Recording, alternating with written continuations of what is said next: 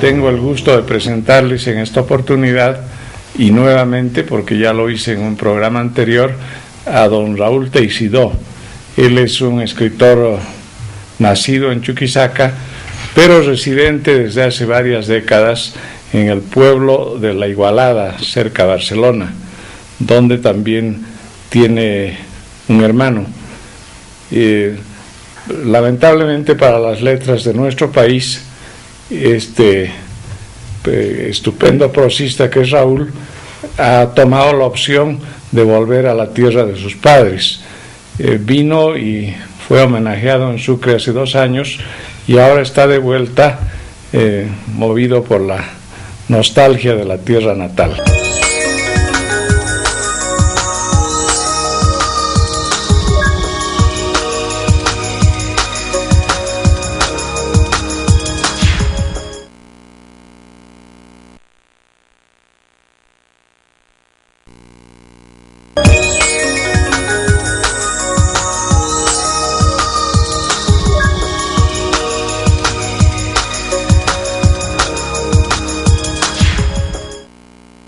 Raúl, ya has estado en Cochabamba, ¿verdad?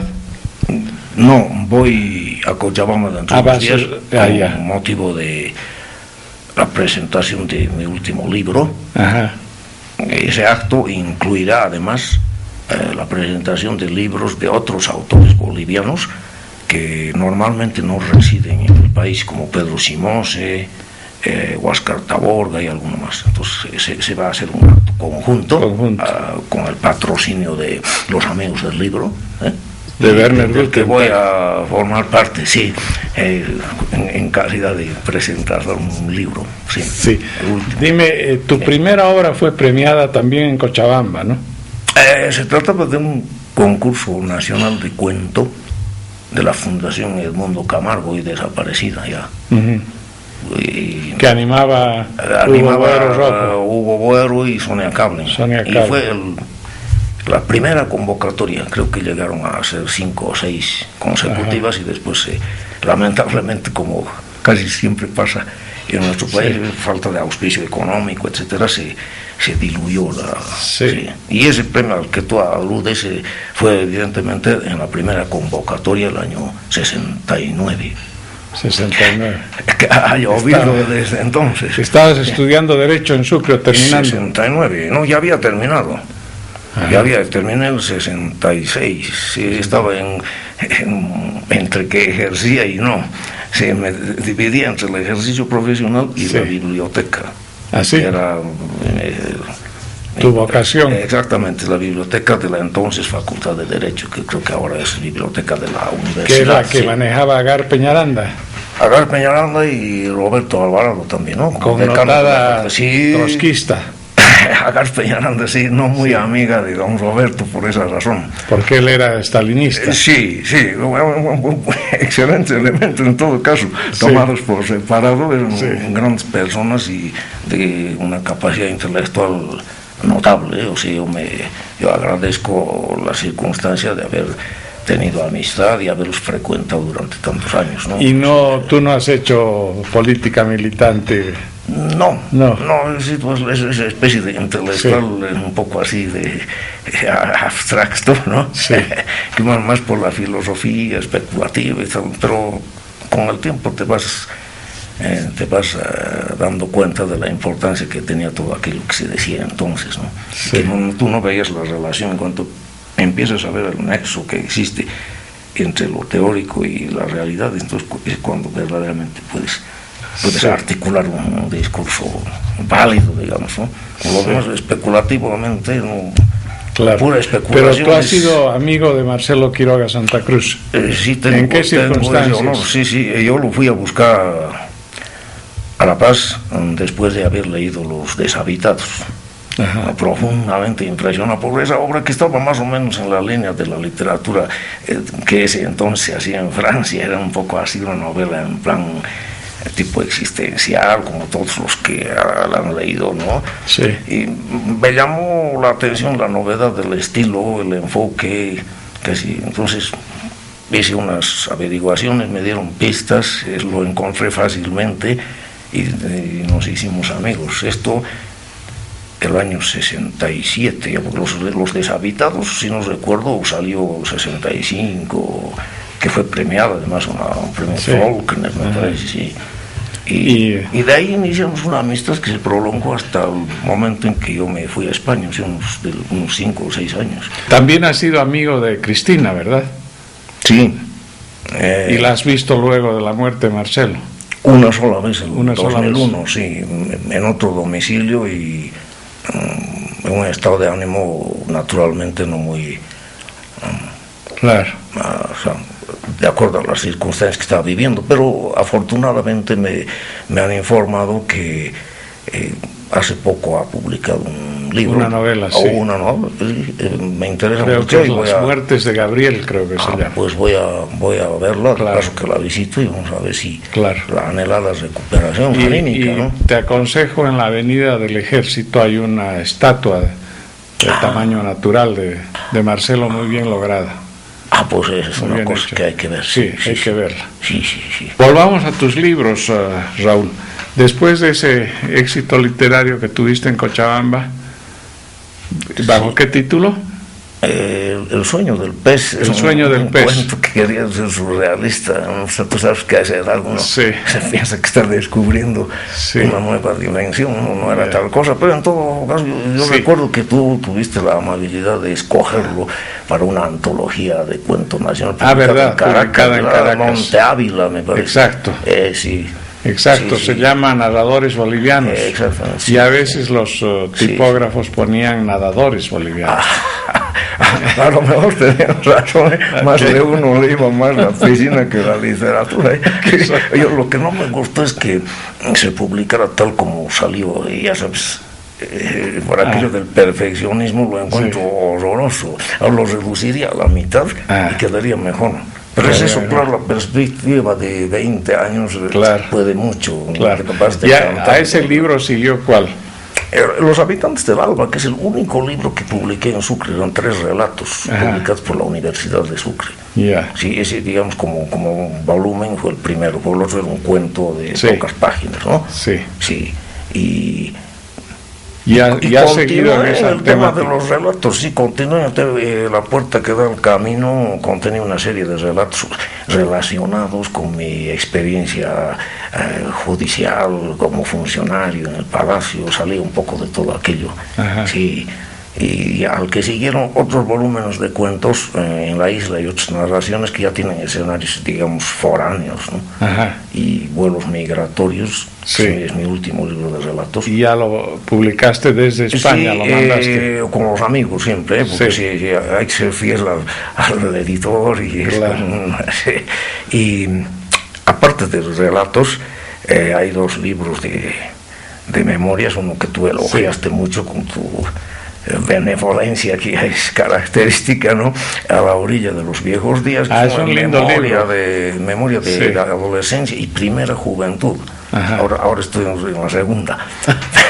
La primera, que aquellos años, hasta mis 27 años más o menos. Me salió redondo porque es más fácil de escribir una vivencia que no inventar un mundo así de ficción en el que no tienes mucho que... Bueno, te cuento que voy a presentar en Sucre un libro sobre viajeros y cronistas chuquisaqueños que se han ocupado de la ciudad, donde he escogido un fragmento de tu libro.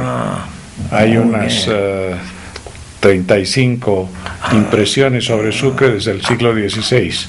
Qué interesante. Por el bicentenario claro, del grito libertario. En momentos hay pues descripciones muy puntuales, ¿no? De lugares, y es que de cierto modo no han cambiado. Sí, sí, sobre todo topográficamente hablando, ¿no? Sí. Pues mira, te agradezco. Va a quedar bien. Oye, ¿tú vivías en qué parte de la ciudad? Al final de todo, o lo que entonces era el final de todo, que es la Recoleta. La plazuela de la Recoleta, al pie del campanario, que dice, ¿no? Y a la izquierda, tomando el primer caminito, se iba al cerro. ¿Cómo llegó tu padre a Sucre? El año 27, como comisionado o delegado de una sucursal de librería y papelería que abría en Sucre Gisbert y compañía. O sea, era contemporáneo de José Gisbert. Sí, completamente, sí. Y llevarle a los sucursales en Sucre y él lo puso al frente para... Y de esa manera mi madre, que era de La Paz, pues se trasladó. Se casaron aquí. Se casaron en La Paz. Claro, sí. Y el año 30 se fueron a Sucre. Creo esbozo un poquito al comienzo de lo... Y esto... Sí.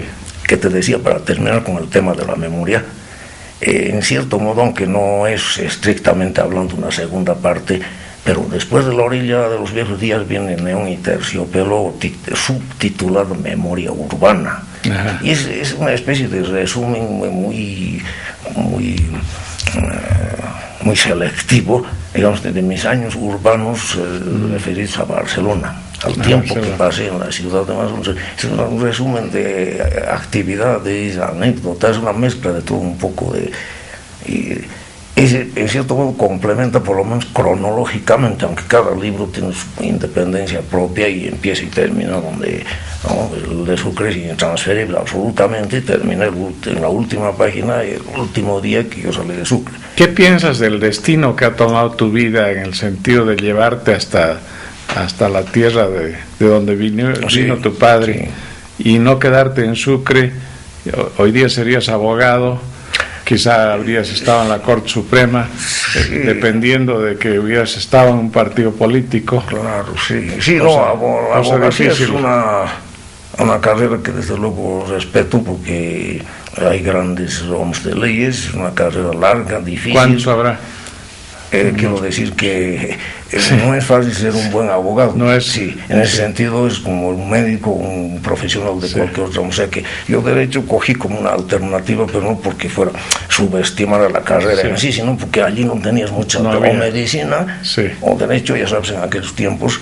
Y claro, derecho más o menos estaba emparentada con las letras, podías tener la salida de una futura cátedra, en fin, había varios caminos como tú dices, la vida interior universitaria, ¿no? Del claustro, del rectorado. Fue esa perspectiva más o menos lo que me animaba en mis horas negras, ¿no? Que son asignaturas pesadas y si no tienes afición se te hacen cuesta arriba. Pero terminaste. Memoria. Terminaste derecho. Sí. Con buenas calificaciones, además fui el primer sorprendido, con muy buenas notas, sí. Y ejercí un par de años y luego vino antes el Palacio de Justicia, que fue paralelo al estudio porque daban puestos en el Palacio de Justicia a los buenos alumnos, ¿ves lo que te digo? Y digo, tienes un puesto en el trabajo para que fueras practicando al mismo tiempo para el futuro ejercicio de la profesión. ¿Y ahí te identificaste con Kafka? ¿O todavía no leías a Kafka? Sí, ya, y caramba, hasta lo presente, si ahora voy a parar en un lugar muy parecido al de esto, ya te pone un poco, y si bajabas a los archivos, cualquier cantidad de expedientes polvorientos y poca luz, y eso, ya decías, hecho un capítulo del Castillo. Sí, había algo de kafkiano en todo eso, es verdad. Y claro, yo me sentí honradísimo de ser una molécula de polvo que pudiera parecerse algo que le ocurrió a él, ¿no? Pero es verdad, sí. Pero mi salvación llegó cuando el doctor Alvarado me propuso trabajar en la biblioteca a cambio de continuar en el bufete. Y había dejado el Palacio de Justicia, pero él no me veía adecuado a un bufete. Y antes que se sorprendió cuando le dije que tenía, pero pensó que estaba a gusto. Dije, no, a mí me cuesta enormemente abrir la puerta a las 4 de la tarde y que llegue el primer cliente y que me pregunte algo que no sé. Porque una cosa es la práctica, es la teoría. ¿Y no quiere usted venir a la biblioteca? Aquí creo que es racional leer, aquí tiene 50.000 volúmenes a su disposición. Podemos nombrarlo auxiliar porque justamente estamos en una etapa en que hay una vacancia. Ese me dio un golpe de suerte. Y fui subalterno de Doña Agar y allí se hizo un pequeño núcleo, Ignacio Mendoza, Fernando Vaca, un pequeño núcleo después de personalidades que después destacaron en lo político. Ignacio Mendoza, Vaca es investigador, historiador, Orlando Tapia, que luego llegó hasta decano de la Facultad de Derecho también. Y inopinadamente se formó ahí un grupito de lo más interesante. Sí, y fueron años muy, muy agradables. Y luego, ¿cuándo te vas y por qué razón a España? Por razones familiares, prácticamente habíamos quedado mi madre y yo en Sucre y más.